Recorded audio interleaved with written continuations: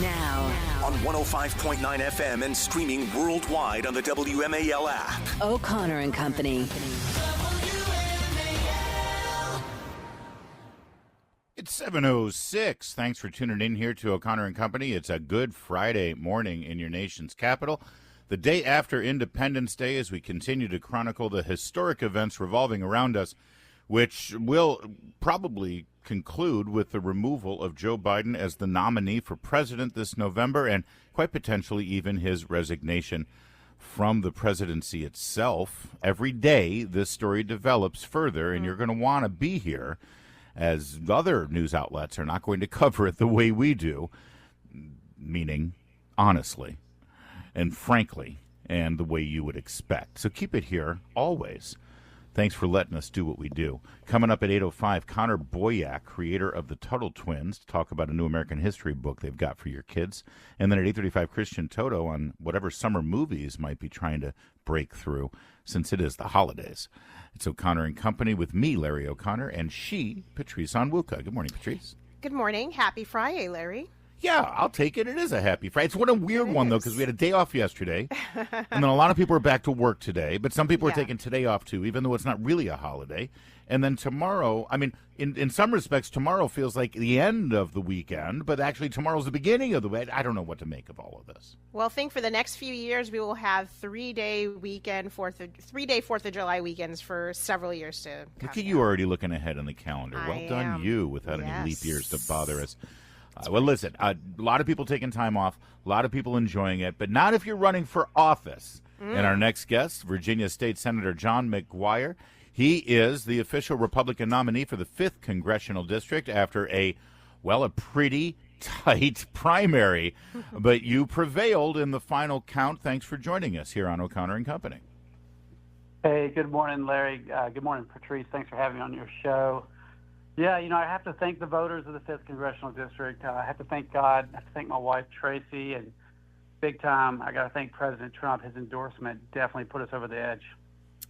Now, I got to tell you, the turnout was phenomenal, and I think that it's fair to say that whether it was you or the incumbent Congressman Bob Good that prevailed here, this is going to still stay a solid Republican seat. But are you concerned because of the split, because of what could still be some animosity with Congressman Good and his supporters, that there is a danger here if you don't actually bring the party together? Well, that's actually my mission. My mission has to be, and for anybody in this position, is to unite us. A good leader brings people together and leads them to a better place. And you think about Ronald Reagan, President Donald J. Trump, and even Governor Glenn Youngkin, they always say things along the lines of addition and multiplication. We've got this subtraction, division, keep it small, control it all. It's not about me. It's not about Bob. It's about Virginia. It's about our district. It's about our country. And so we have to bring us together. But I would say one thing is during the race, my opponent muddied the water with these Trump good signs. So obviously Trump endorsed me. So it was the second largest turnout in Virginia history. And I think Trump got 62,000 votes because people didn't know if Trump endorsed me or Bob. And, the Trump team sent him the Trump team, the lawyers sent him a cease and desist to take those Trump good signs down. And he wrote a letter saying, I'm not taking them down. So he muddied the water. But the good thing is we've got to get Trump back in the White House. We're suffering all across the country. Well, absolutely. And you know what? I mean, I'm thinking about winning. If you're able to win this race, there's such a need right now for Congress to take a stronger hand and for us to overturn some of the legislation. And I would love for you to talk about a couple key issues, things that you heard from talking going door to door, talking to potential constituents. What are the most pressing issues facing this nation, and how can you really work with Republicans to get that done, to really fix those issues? Well, I'm a veteran. I served as a Navy SEAL. There are many ways to serve. But one thing we learned in the military, it's not about me, it's about we. We never leave a man or woman behind, and we always get the job done. We've got to be relentless. Our country's in big trouble right now. And I've shook more hands all over the place than you would believe. I've heard, anecdotally, this was the most expensive 4th of July ever in history. But I think, I believe in limited government, a government accountable to the people, not the other way around. But if the government should do anything, it should keep you safe. And we are less safe at the local, state, and federal level, and even in the world. We had none of these foreign wars under President Trump. And you think about this open border, that's the number one issue I'm hearing everywhere. In this district, Campbell County, an illegal alien who is released from jail, he's 33 years old, released from jail 4 times, recently raped a 14-year-old girl. And so as a veteran, my number one priority is to keep you safe. And so you think about, how do you solve all these problems with open border? You get Trump back in there. You get that remain in Mexico and everything else. You support our Border Patrol. You support our law enforcement. You support our military. That's my number one thing, is to keep you safe. But also I think about a young person. Graduate college, go out of high school, get a trade, 8% interest rates, the rising cost of real estate. I mean, you're lucky if you ever could buy a house, the American dream. And so we've got to get, I guess they call them Maganomics. We've got to make some of these we've got the Bidenomics, which is America last, Marxist, crazy ideas. But we've got to make some of these tax cuts permanent. We've got to make it easier for someone to have a family and to have a future. And so certainly the economy, as a business owner myself, I'll put everything I can into supporting the America First agenda. And some of these woke ideologies in our military, they're making it a social experiment. We should basically use lethal force and be a deterrent, because our enemies, I believe that the CCP has safe houses in every major state in America right now. So we've got a lot of work to do. John McGuire, the Republican candidate for Congress in the 5th District. Mr. McGuire, we don't take sides, or I don't take sides. Patrice or Julie or Mercedes can certainly endorse candidates. I choose not to during the primaries, because I want to be able to make sure that this show is an open forum for all the candidates so that the voters can hear your voice. And once a radio host endorses somebody, a lot of candidates won't show up anymore. So we didn't take sides in this, but I do want to remind everybody that the last time we had you on the program, you fought the most important fight that Virginians have had this last legislative session, and that had to do with Sage's Law. This was about protecting the sanctity of a relationship between a parent and a child. The bill did not pass, sadly. But this allows public school government employees to keep secrets of a sexual nature with a child from their parent. And I would love for you to sort of pick up on that, because I know how passionate you are on that issue, and whether there needs to be a federal law now, if you make it to Congress, if you will take up that fight. Well, as Governor Glenn Youngkin would say, parents absolutely should have a say in their children and how they're educated. And these laws that they've passed, where they can keep secrets from parents, as you just said, about what's going on sexually, is horrible. This young girl decided, young people, especially in middle school, high school, are still trying to establish who they are. She was a little confused. I think she said now she wanted attention, decided she wanted to be a boy. And they didn't tell the parents that. And then they said, you can use a boys' bathroom if you want. And there were threats that if she used a boys' bathroom, she would be raped. And sure enough, she went into the boys' bathroom and got sexually assaulted, ended up running away from school, and human trafficked up and down the East Coast. It's a horrible story. It's just horrible. And, our children are number one. And, really, I'm thinking, what is our legacy? We think about, as a veteran, I've been to many funerals for my Navy SEAL brothers. And I know many veterans listening to this have been to funerals for too many people. We need to live a life worthy of their sacrifice. What is the legacy? What are we leaving? What kind of America are we leaving? And so, obviously in Congress, my goal is to keep us safe, work on the economy, and make not just my district, not just the Commonwealth, but the whole country a better place to live, work, and raise your family. I mean, we are, as Reagan said, the shiny beacon on the hill. But parental rights and notifying parents, certainly a priority. John McGuire, former SEAL. You got Hung Cao, former EOD, who worked with this. Did you ever work with Cao out when you were deployed? I didn't work with him, but on the campaign trail, we've run into each other quite a few times. I bet. We have a lot of common friends, and you've got Derek Anderson. I was going to say, then you got Green Beret Derek Anderson in 7. You got Mike Clancy in 10. This is a hell of a class here of Republicans running for office this November. Well, historically, I was told in the 70s, you can verify this, in the 70s we had a much, double the percentage of veterans in Congress, and I think we're at an all-time low for veterans in Congress. So I think, we need to fix that because, one thing about veterans is some people risk their time, some people risk their money, but our men and women in the military oftentimes risk their life or give their life for freedom. So, teamwork, leadership, communication, life and death. And our country is in big trouble right now. So I'm excited to have more veterans. Yet another mission for these great men and women who have already done quite enough for our nation, and yet they keep coming back to serve. Great meeting, great talking with you again, I should say. Thank you, John.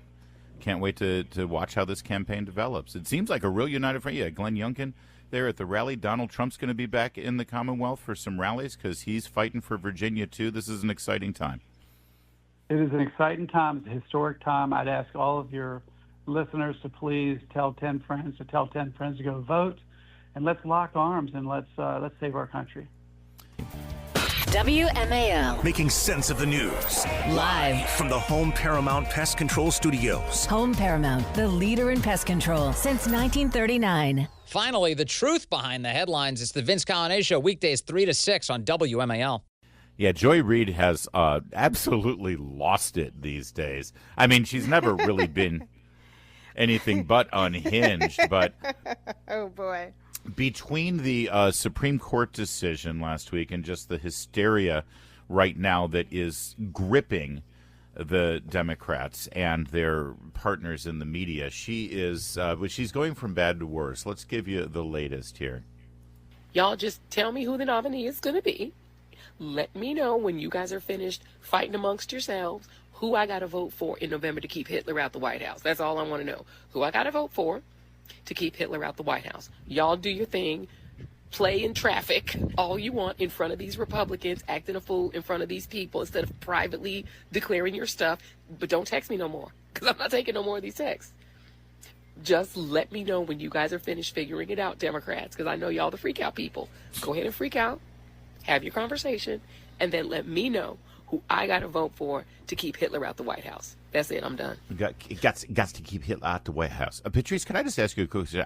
She's Harvard educated, isn't she? She is. Believe, she's a very bright woman. And when she's on television, she sounds like a professional broadcaster and journalist or whatever it is she is, a commentator. But she has a certain cadence and a certain delivery. But then when she does these private videos, suddenly she sounds like, you tell me. She seems to take. She takes on a persona. Sounds like a sister. A sister. She sounds like a sister. Yeah. She's. A lot of black people do this. They have their quote white voices for professional settings, and then they have their down with the homegirl voice when they're among family and friends at the cookout. Did you just do the four I did my hand fingers? gesture. Yeah, yes. their little hand gesture down with the. So you do not, Patrice. I have one. I have voice. the fortune to be a friend on and off the air, and yes. This is your. I would not call this your white voice or black. This is just your voice. It is just my voice because you know what? I've been disinvited to the cookout. Yeah. People call me an Oreo from elementary school. They said I look black, but inside I was white. So this is who I am. I'm not playing a role like a minstrel to try to to do a dance in front of some people. But looking at the content of what she said, Hitler. She is framing President Trump as Hitler, not her pro-Hamas supporting friends who are protesting, chanting "Death to America" and "Death to Jews." Right. They're not the Hitlers. They're not part of the Nazi Party in her eyes. So, that's Joy Reid. She's going to be unhinged, but she's speaking to a very small slice. Unfortunately, larger than I would like, but small slice of the black population. But let's make no mistake, she's speaking on behalf of her employer, NBC News. That's how this works. Oh, and by the way, if it's Biden in a coma, I'm going to vote for Biden in a coma. I don't even really particularly like the guy. A lot of his policies, don't like him. He's not Donald Trump, right? Yeah. Hitler, White House. We keeping him out. Keeping Project 2025 out. That's all I care about. Up and down the ballot, from the rooter to the tutor. School board, all the way up to White House and everything in between. Governors, members of Congress. I'm just going to vote all the way down to keep these people out. The Project 2025 thing is the whole Republican Party. At this point, it's not about Biden. It is not about him. It's above me now. There's a Best Western next door. It is about keeping Donald Trump. What does that mean? There's the Best Western next door. Oh, All right, no, but that's there's a new one for me. and a Waffle House. She says she keeps saying it, but there's one more because here she says, "I don't care who it is, anybody but Trump. I don't care who the Democrats put in." But then, wait, actually, she does care because listen to this rant. And another thing, I've always got another thing. You guys do know that in 2020. Y'all Democrats had choices of young people. You had a young LGBTQ guy, Mayor Pete. You had a Latino. You had Kamala Harris. You had Liz Warren. You had all these choices that were all younger than Biden. By the way, you notice she can't even name the Latino. She does. You had a Latino of some kind, right? She doesn't even know the guy's name. Yeah. Fresher and newer than Biden. And you know who y'all picked to be the president and the nominee? Joe Biden. He beat all the young people. So, yes, we have a gerontocracy problem on the Democratic side. Way too many of these oldie goldies that don't seem to want to sit down and retire. But when given the choice between the young and fresh and Joe Biden, y'all picked Joe Biden. That was what you picked. So he's in there because Democrats actually picked him in the first place. So just keep that in mind, that you've been given options in the past, and this is what you picked. Well, I mean, she's right about that. Yeah, but she's not. She's disingenuous. Listen, if they knew that he was bad from the start in 2020, even if they should have been, they should not have rallied behind him and supported him, and through theirs, they should not have voted for him. Withhold your vote is a greater signal to send that in 2024 you don't want to see Biden in that on the top of that ticket. But they didn't do that. She and all her friends, they lined up like lemmings and they voted for Biden, and they will vote for a rock. You could put a rock in that on that ticket, and they will still vote for him. I would argue that they rallied around him and supported him because they knew he was mentally incapable, not despite that fact, because they knew that he would be pliable. He would do whatever it took to stay in power so that his family could continue their shenanigans behind the scenes, and they could use him as the empty vessel that he is. That's exactly what they did. And Now, on 105.9 FM and streaming worldwide on the WMAL app. O'Connor and Company. It's 7:37. Thanks so much for tuning in and letting us be a part of your morning routine here on this day after Independence Day holiday. People might have a bit of a patriotic hangover here, and we get it. We're with you. I'm wearing my red, white, and blue still. Oh, my red, white. Now, does that mean you had another outfit that you changed into, or did you just sleep in that? Were you so intoxicated on your patriotism last night that you just passed out? Well, I had so many red, white, and blue outfits. I did wear one yesterday, and so this could have been a backup. So I said I'll wear it this morning on air. Well done. This morning on the radio. Excellent. You never know. Perfect choice. Coming up at 8:05, Connor Boyack. He's the creator of the Tuttle Twins. Parents know exactly what I'm talking about. He's got a brand new American history book. Also at 8:35, Christian Toto on our summer movie offerings. That's Patrice Onwuka. I'm Larry O'Connor, and we've got to set the tone here as we're about to talk about the Commander-in-Chief, the President of the United States, the leader of the free world, the Chief Executive of the executive branch of the federal government. Is the man who commands on the world stage the agenda of the people of the United States, as well as the top of the chain of command for our military. And he likes to take his naps. I mean, a lot of them. And listen, I completely support the idea of taking a midday nap if you need it. If you got a job, you got to live your life. If you've got a taxing schedule, I don't know about you, Patrice, but we're usually up in the 3 a.m. hour to do our job. We are. and if you're trying to have any semblance of life, and and a lot of us, because of this economy, we got to have side gigs. I got other things that I do. I got hustles too, side hustles. You got your IWF. I mean, they would probably argue this is your side gig, but I will fight them on that. I will fight them on that. But so sometimes you got to grab a few Z's here and there, middle of the day, 20 minutes, you lay down, you feel refreshed. That's a thing. Joe Biden apparently does not have quite as taxing a schedule. As we've already heard revealed, as long as things happen between 8 a.m. and 4 p.m., he's sharp as a tack on top of his game. Although I think that 8 a.m. thing is a little bit optimistic. I think it's more like 10 a.m., right? Yeah. The president's daily schedule usually begins around 10 a.m. and such. But also, apparently, he told the governors, Democrat governors, Wednesday night at a meeting that they were having where he was reassuring them and he is just fine, that from now on he's going to stop scheduling any events after 8 p.m. so he can get more sleep overnight. This, by the way, while he still takes that afternoon nap. So basically, wow. He can only do his job within a 5-hour window. You know, I used to do that when I was pregnant. My first pregnancy and even a little bit my second pregnancy, I really didn't do too much after 5 o'clock, like going and, doing TV hits or media or Hill meetings and stuff. Although I did start my day at about 4 a.m. every day. So my qualm, though, is when he told them that he said, my health is just fine. The problem is, quote, just my brain. Yeah, it's just my brain. Now, they claim he was joking when he said that. Oh, I'm fine. It's just my brain. Was he really? Well, they joking? claim immediately. He does this all the time. He says something outrageous, and he says, "Oh, but seriously, that's just good old Joe Biden." There's always a hint of truth in the joke. Yeah, I'm fine. Oh, yeah. I mean, listen, I wish it was his body and his mind was sharp, but it's worse when it's his body is fine and his body is not fine because he stumbles upstairs going to Air Force One.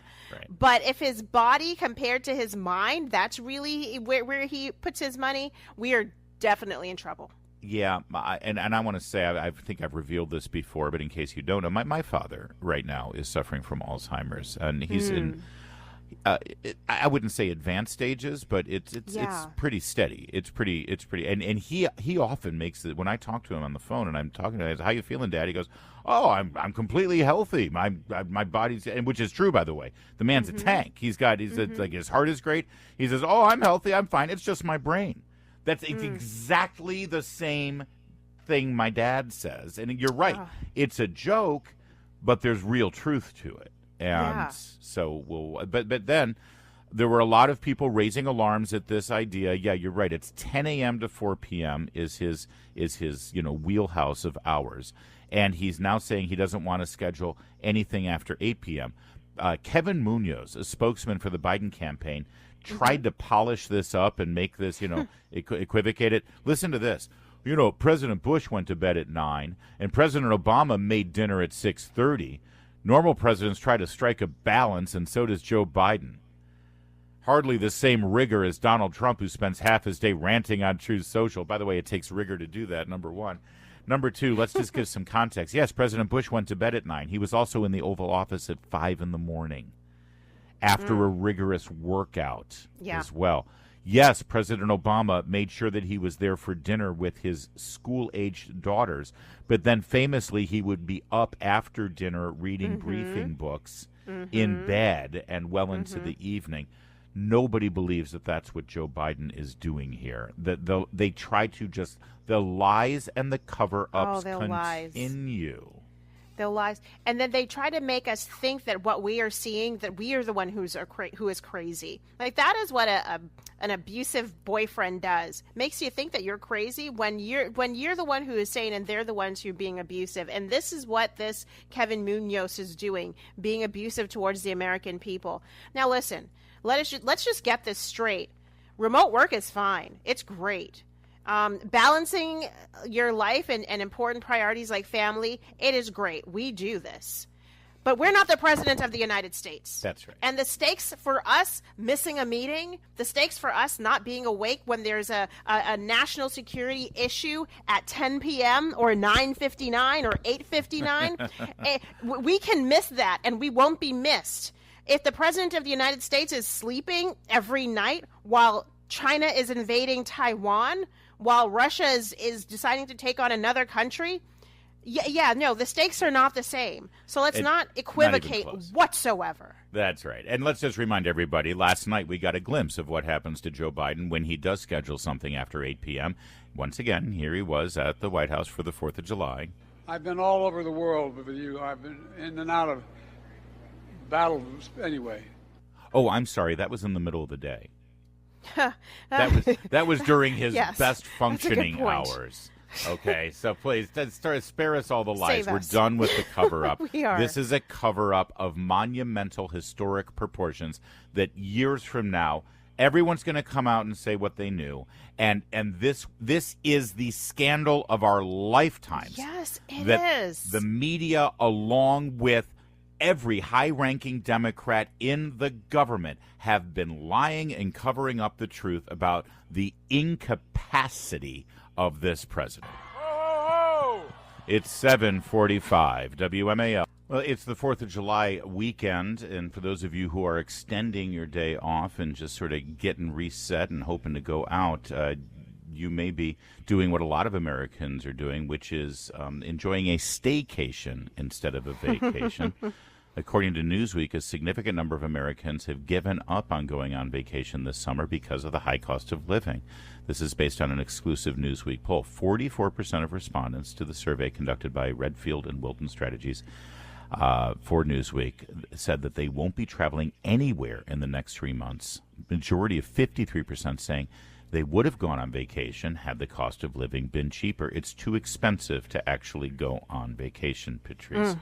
And I'm not surprised, not in any way whatsoever. I'm not surprised either. Let's not forget that interest rates continue to be very high. So if you have credit cards, any sort of commercial debt in addition to mortgages, you're seeing more of your income going towards all those loans. Not to mention rent is astronomical as well, and all of the pandemic savings that people had stacked up has been exhausted. So they don't have savings to rely on. Costs are still 20% more than they were before President Biden took office, just to be transparent here. And so the quality of life, it costs more to keep your same quality of life, which means you have to cut somewhere. And unfortunately, travel is getting cut. The traditional family vacation is getting cut for many households. I worry, though, that there are some people who can still afford to do it, and that's a great position to be in. But there's a growing chasm between the have-nots, the haves who can go on vacation, and the have-nots who just watch everyone else go on vacation and enjoy life on Instagram. And they are stewing in their own disappointment that this is the economy they're in, where they're just trying to make ends meet.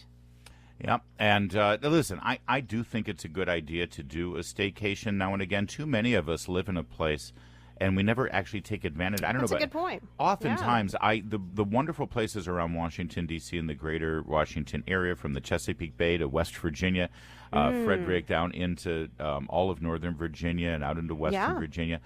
I'll go and visit these places when I have family and friends from out of town who are vacationing. That's true. And it's like I never go here on a regular basis. So I like this idea if you want to. But what makes me sad about this story is that summer vacation oftentimes ends up being the time where families can get together when they don't have the opportunity to do so.